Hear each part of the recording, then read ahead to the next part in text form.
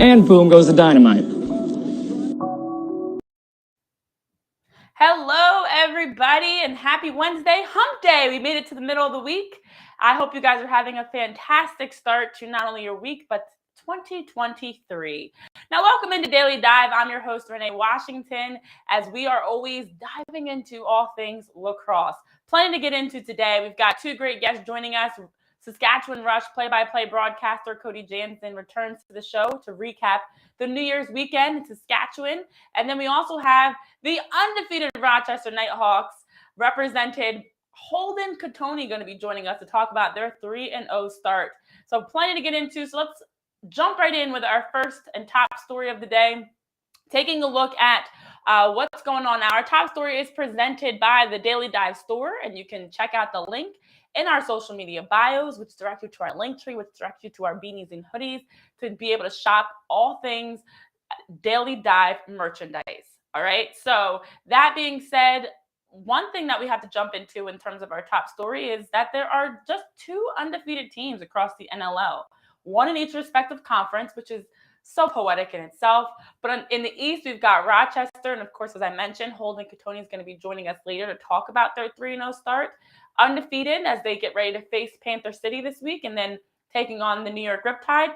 And then on the other side in the West, the San Diego Seals have been clawing out victories, finding ways to win, and they are also 3-0 to start off the season, now facing Vancouver and then Calgary. Going to be a really tough start for them and makes you wonder which team has a tougher start into their season and has a tougher path ahead in their next two games. I don't know. We'll have to dive into that more here on Daily Dive later on in the week as we near the games this weekend to be able to break down our thoughts. But share your thoughts. Which team between the San Diego Seals and the Rochester Knighthawks has a tougher upcoming schedule in defending and maintaining that undefeated schedule? Now, I always wonder which team's going to be undefeated longest. That is always a question. I love it in all sports. I was happy to say it was my Eagles in the NFL. Who's going to be the last undefeated team standing in the NLL? Will it be the Rochester Knighthawks of the East or the San Diego Seals of the West? We shall see, guys. We shall see. So again, Rochester facing Panther City and then New York. San Diego facing Vancouver and then Calgary. Tough games for both sides. We'll see what happens. Stay tuned on that one. And then also in other news, I wanted to share an update. A story came out of Towson, Maryland.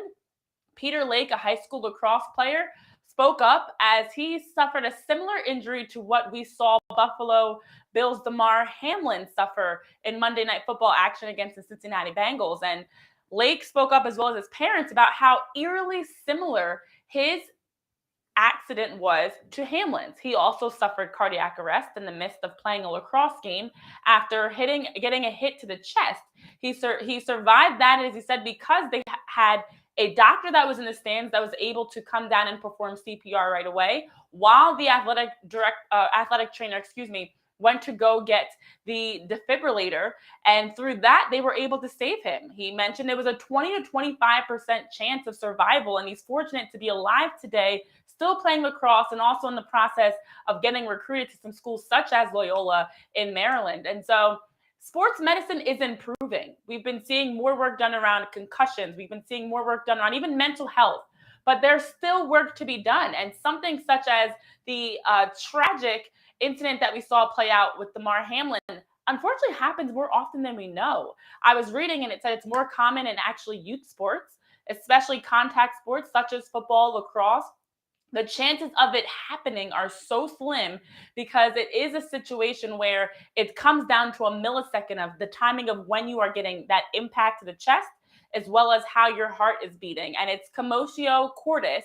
If anybody wants to look it up a little bit more and figure out exactly what happened, commotio cordis is a phenomenon that's something we're talking about a lot more.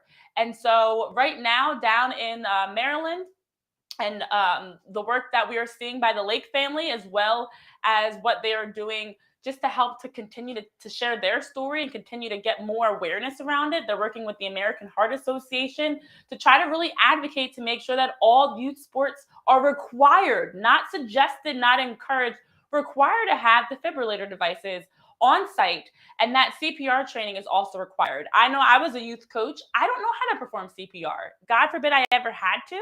I would not know how to do so. And I'm thinking now that I need to learn how to properly perform CPR, because that is what has saved lives. We saw it happen with Lake, and we saw also the CPR being performed on the field with Damar Hamlin. So as we have been getting more awareness around commotio cordis and that phenomenon and the work that the American Heart Association is doing and different athletes around the world that have survived it, such as in this case down with Peter Lake, we have to continue talking about it, because nobody should have to see this happen. And I watched the video of Damar Hamlin's uncle speaking out, just updating on what was happening that the family was going through. And his uncle was watching alongside Damar Hamlin's younger brother, and just recapping and sharing the insight around what that moment was like as a family, watching Damar go down, thinking he's going to get back up, as we all did, and seeing him down 10 minutes later, 30 minutes later, the ambulance coming, then performing CPR,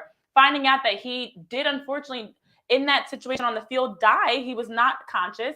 They revived him, resuscitated him, and then he, again in the hospital, died and lost consciousness, and they brought him back. So fortunately, reports have come out that he is doing better. Damar Hamlin is now, they said that originally was on 100% oxygen, is now down to 50% oxygen last I checked, but doing much better, making great progress is overnight as we're continuing to monitor it. But Damar Hamlin, Peter Lake, there are names out there that if it wasn't on Monday night primetime football, we might not be talking about, that have had these incidents happen. So again, the American Heart Association is doing work to make changes and advocate for equipment being in place, training being in place. But let's continue this conversation, because families should not have to see this happen. But if it does unfortunately happen, we want to make sure that we are prepared. We want to make sure that we're able to do the steps necessary to be able to provide these athletes the safe measures to be able to work through it.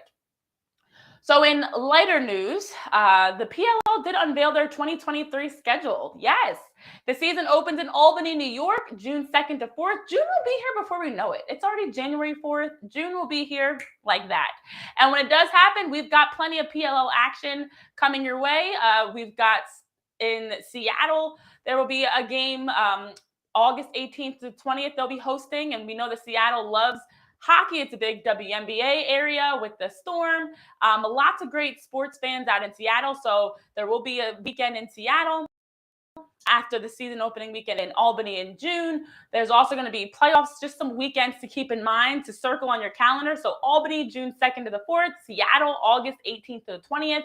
And then the playoffs, round one at Gillette Stadium, which can hold up to like 65,000 people. That'll be the opening weekend of September. So as we're getting ready to celebrate Labor Day, you'll have a chance to catch some PLL action. If you don't know, Patriots owner Robert Kraft is a PLL investor, so it makes sense there that the playoffs are taking place there. And very interesting enough, PLL co-founder Paul Rabel posted a poll on Twitter for the 2023 All-Star location. 31% of more than the 2,200 voters said the rest of the world. And Vegas was second with 30.8%. So we'll see where the All-Star location does play out and how that exciting news is unveiled. But more to come around the PLL schedule. Again, circle those dates on your calendar, as you'll be able to catch the action in the season opener in Albany, June 2nd to the 4th.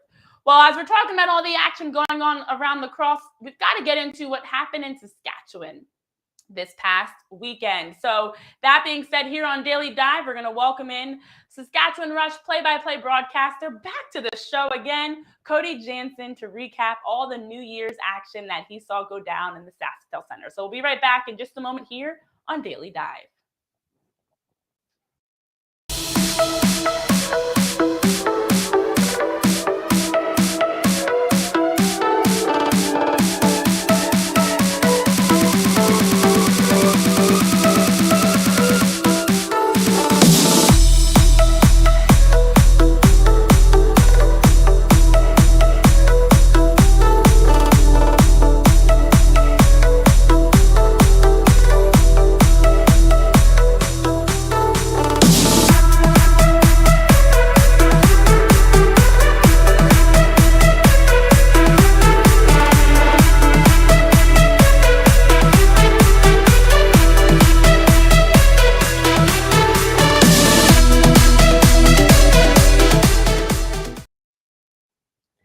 Welcome back to Daily Dive. I'm Renee Washington, and now joining me back on the show again to break down all the action from this past weekend, play-by-play broadcaster Cody Janzen. Welcome, Cody, back to the show.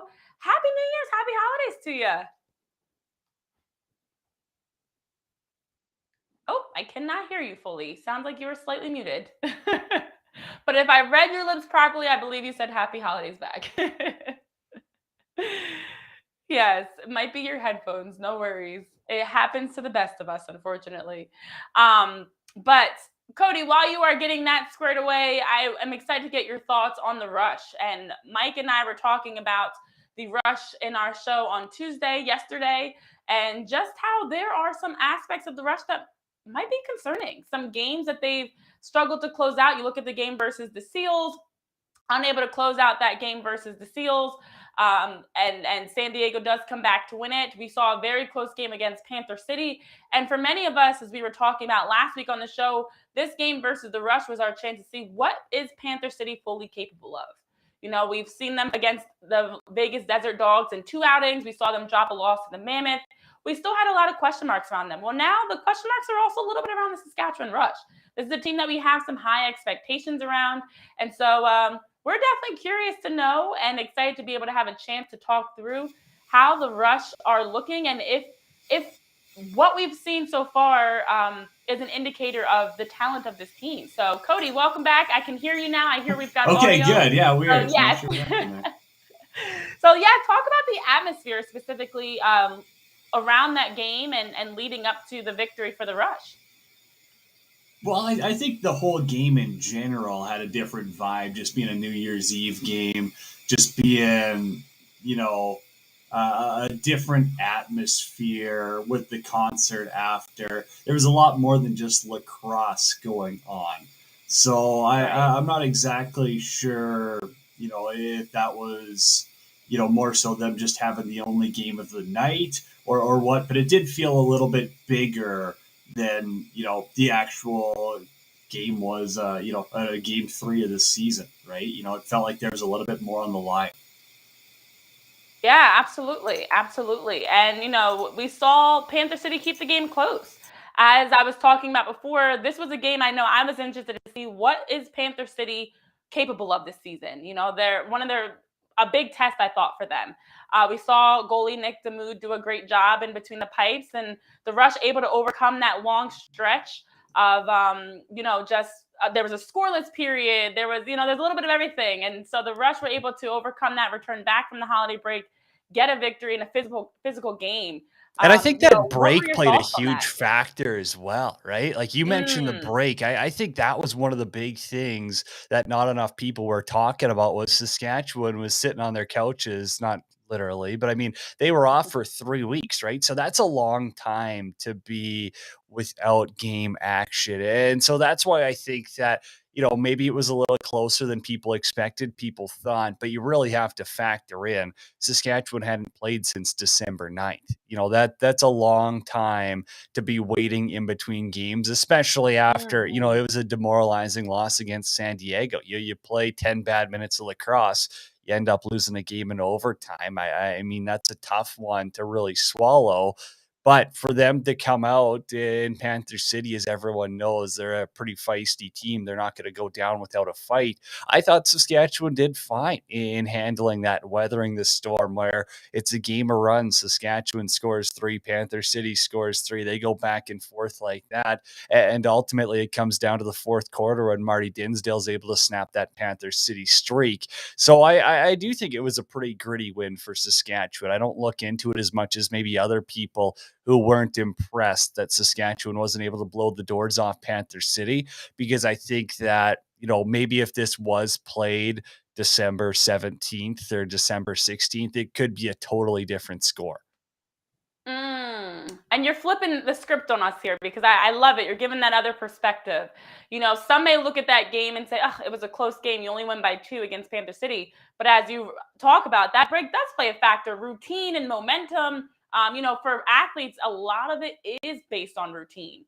You have that game practice schedule. So you're thrown out of that. The game against the Seals, you're playing a top team that's still undefeated. You jump out to a great start, although San Diego comes back. You take it to overtime. It's a great game. It's an exciting game to watch.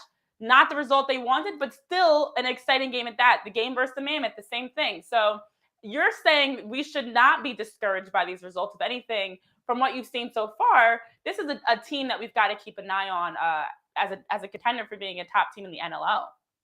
Definitely. And again, I mean, you were an athlete as well. You can speak to it. I know Panther City and, some of their staff, let's say, were up in arms that it was a later game, that it was an 8 o'clock local time. I believe that's 9 o'clock in Texas. I don't know times at all. But again, I think it was a later one for them than expected. And so they were up in arms. They weren't happy about that. There was just so much more than the game itself, which is a lot to take in. And so again, they're professional athletes, but it is a change in routines. Everything's, an hour, half an hour later. And so I think Saskatchewan did well at preparing themselves. I think Jimmy Quinlan did a great job preparing the team. I think Tracy Koleski did as well for Panther City. That's not an easy atmosphere to come into, as Saskatchewan's got some of, if not the loudest fans in the league. So I think both teams are going to take away some positives here. I mean, if you're Panther City, you're a young team that just went toe-to-toe with the Saskatchewan team that is going to be right up there neck and neck with San Diego for the best team in the West. And if you're Saskatchewan, you're saying, hey, after 3 weeks off, we're able to beat a 2-1 Panther City side and, end 2022 on a high note. That's a great point. And I know you talk about as athletes, just that routine. I definitely can empathize with that. I know we're going to have Holden Cattoni on in just a few moments, can give us that perspective as a current player. But the last thing I want to ask you, just looking ahead at the game versus the Mammoth, what should we expect? How do you anticipate that game is going to play out? Very early predictions. We love to get them here. But what are your initial thoughts on how that game is going to look, especially now that the Rush will have a chance to get back into that typical routine and schedule of training and games? Well, I don't think it's going to be an 18-6 game. I think we can all agree that week one is probably going to be in the rearview mirror, but Colorado's going to be more motivated than ever. They're going to be in front of their home fans. They're going to be sharper. And I think the same goes for Saskatchewan, where a couple of weeks is going to allow them to heal up some injuries and, possibly put a little bit of a different look on the field for that one. But Saskatchewan also knows, hey, Colorado's coming out harder than they were in week one, so they have to be more mentally prepared. I think it's going to be a closer game. Again, I've said it before. I don't think there's any reason why Saskatchewan can't go down and win, but it's going to be a lot damn closer than the game in Saskatchewan. So everyone who knows Colorado and their style, they know that Pat Coyle is going to be locking it up defensively. They're going to be on Matthews. They're going to be on Church. So Saskatchewan's going to have to find that depth scoring once again, like they had in week one. But you're also going to need another big performance out of Alex Bouquet, who was great against the Mammoth early on in the season. A little tougher doing it in the Loud House, where he did spend some time. Yes, you are absolutely right, Cody. And this is what we love every week. There's no easy prediction. There's no easy favorite. This is what we love. Once you step between the lines, anything could happen. So, Cody, thank you so much for joining us again to talk about the Rush. Looking back on this past weekend's game versus Panther City, looking ahead to their game versus the Mammoth in a couple weeks. And we're looking forward to having you back on the show in the future. Not a problem. Always a pleasure. Thank you. Likewise. Well, we've talked about some of the top teams across the league. It's only right we talk about one of the undefeated teams in the league and bring on one of the players themselves from Rochester. Knighthawks player Holden Cattoni going to be joining us in just a moment here on Daily Dive, so don't go anywhere. We'll be right back to talk about their 3-0 start.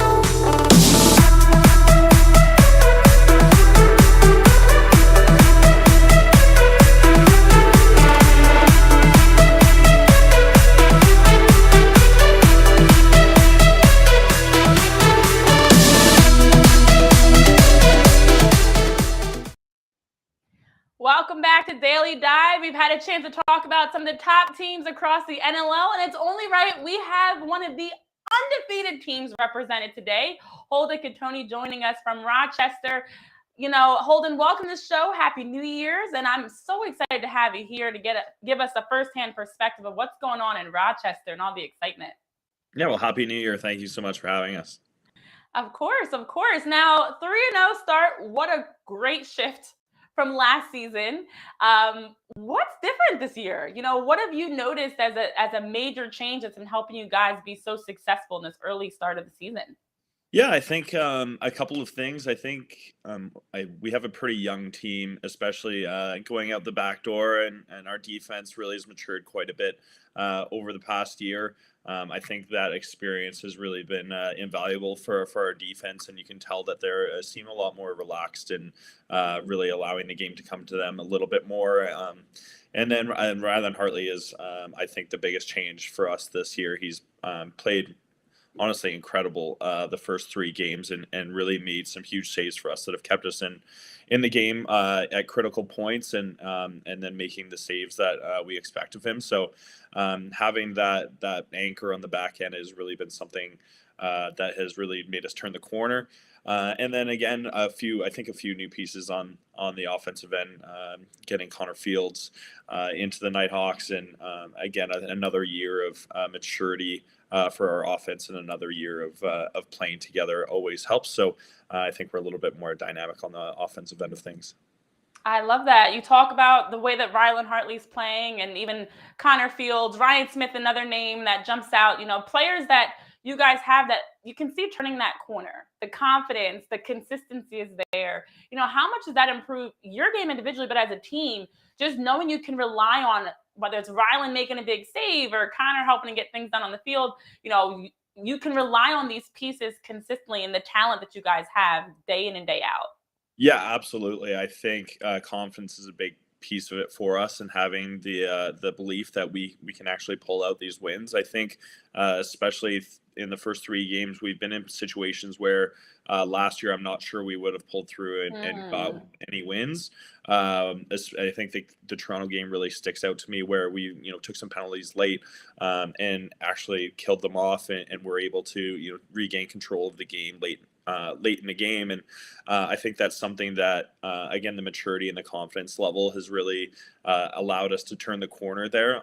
We've had some difficult losses in the past couple of years, and I think I can attribute that a lot to our inexperience and never really being in those situations under pressure. So now having a little bit more experience under our belts, and having been there before, it's really allowed us to be more confident in those situations and have that belief that we can pull through and dig out some of those tough wins. Yeah, that confidence and maturity that comes through the lessons of those past losses, to be able to learn from that in a way that you now, as you mentioned, have games you're winning that maybe would not have been a victory in the past, and that's something that's very, very important to be able to. It's one thing to have off seasons where you don't get the results you want. It's another thing to be able to learn from them. And to have now a 3-0 start is a direct implication you guys have learned, to say the least. But also for yourself individually, you are one of the leading point getters, 4th on the team with 12 points. You've got 7 assists on the season, and you are 7 assists away from the 200 mark in your career. I mean, I know it's more than just an individual accolade in that sense, but how does it feel to be able to be nearing a milestone and be so close? Yeah, it's definitely cool. It's not something I really keep track of throughout my career, but it's just means that I'm really fortunate to play with some really good players, and I've had some longevity in the league. I think this is my 6th year now in the NLL, which sounds a little crazy now, but it's really pretty cool to be able to hit some of these milestones, and they're nice things to look back on and reflect on my career to this point. Yes, yeah, it is. It is really remarkable. That's our job to be able to keep all those stats, and you just do your thing, and then we get to remind you that, oh, by the way, you're 7 assists away. But I do love Holden. Not only are you bringing, you can even hear in your answers and what you're sharing, the maturity. You've got the setup. Like you're a pro through and through. You've done this before. You're always ready to take care of business, and I can see that on and off the field. So shifting back to look at the ahead. Looking at the Panther City game, what is it going to take for you guys to extend this 3-0 streak to 4-0? What's important for you guys to make sure that you're focusing in on and locking in on once you face Panther City? Yeah, I think one thing that we always talk about is our effort, and we're really earning our wins. I don't think there's anyone, especially at the beginning of the year, that would say that we have like the best team on paper, or that we would even like be close to a playoff team. So really, I think that motivates us, and having the understanding that we just really have to gut out every win and show up to play for a full 60 minutes. And Panther City, I think, plays a very similar game to us. So where they're really energetic, and they really work for everything that they get. So it's going to be up to us to really match their effort and their intensity, and be a lot smarter playing, minimize our mistakes, and make sure that we're not giving them any opportunities to take advantage of our mistakes. Yeah, and as you mentioned, just focusing on that 60 minutes, has that been the consistent response from you guys in the locker room? 1 win under your belt, 2 wins, now 3. Has that been the consistent kind of mindset, that one game at a time focus? Yeah, absolutely. I think it's even maybe a little bit like more focused than that. Looking at one shift at a time, and making sure that we're winning the next 5 minutes. And I think over the course of the past few years, we've gotten off to really tough starts at the beginning of games, and out of halftime in the beginning of the third quarter. So really understanding where some of our weaknesses are, and really trying to make that a point of emphasis for improvement. I like that. 5 minutes at a time, just trying to win the next 5, and looking ahead to keep, focusing on it in just blocks versus overthinking things. Now, Holden, the last thing I want to ask you about, obviously everybody would love to go through the season undefeated, but there's bigger goals than just that. There's more you're trying to win. What is it that's going to help this team as we get to the postseason, playoffs, finals, that is going to allow the Rochester Knighthawks to be there? What is it that you're seeing behind the scenes that maybe others aren't seeing right now, that might be the difference for you guys as the season wears on to maintain the same success? Yeah, I think a little bit more like continuity in our lineup, and we've had some injury issues in the past, and hopefully having a nice healthy year where we're not missing guys for long periods of time is always really valuable in the NLL. And I think again, a little bit more continuity, and just like getting to know how to play with each other. And it's really difficult having been from played on established teams before in the past, and then coming to a franchise that's brand new and playing with a new set of players. It takes some time to get up to speed with everyone, and some years of trust, and knowing where people will be in certain situations. So I think just trusting our process, and being at practice and being around each other is really something that's going to be key for us. And then again, just the effort for 60 minutes, and making sure that we understand that we have to be good for that whole 60 minutes, and we can't just have lulls in our game. Those are absolute killers for us. Yeah, absolutely. Continuity, 60 minutes strong. Now, as we wrap up, Holden, I know we've talked a lot about the success of Rochester, but it is a new year. And I know I said that was your last question, but I've got one more for you. Everybody always says new year, new me. But what are your 2023 resolutions? What can we expect from you? What are you maybe personally looking to do this year better than the last? Yeah, I think one thing that I've taken into this year is really being more of a leader on our offense. Really trying to help out some of our younger guys and bring them along, making sure that we're all on the same page, and really trying to be a more vocal leader, and continue that like gelling process for our offense. I think that's going to be really key for us. So I think that's one point of emphasis that I have for myself in the new year. I like that. You are 6 years in, you're a vet now. You're on the other side. So now about. I know it's crazy when you think about it that way, but yes, now being able to help the younger guys stay focused and continue to lead by example and be a vocal leader as well. So thank you so much for joining us, Holden. I hope that you guys have a great weekend. Thank you also for taking time to share some insight as to what's going on right now in Rochester, and good luck as you're nearing that milestone and continuing to extend the winning streak. I'm looking forward to seeing what's next for you guys and what's next for you as well. Great. Thank you so much. Happy New Year. Thank you. You as well.